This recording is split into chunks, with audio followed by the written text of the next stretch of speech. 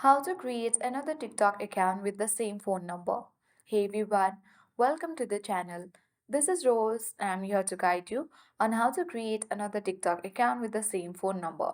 Watch the video till the end and without further ado, let's dive right into the video. Launch TikTok app on your device. Make sure to log into your account and proceed towards profile at bottom right corner of the screen.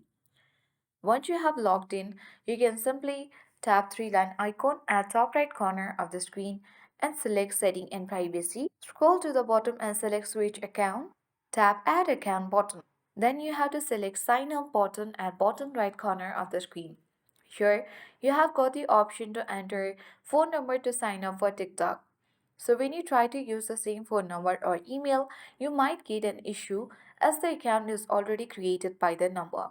So instead, what you can do is simply you can either continue with Facebook, Google, or email address and create an account on TikTok. I hope this guide was helpful. If it was, then do like, share, comment, and don't forget to subscribe. Thank you for watching and see you in the next video.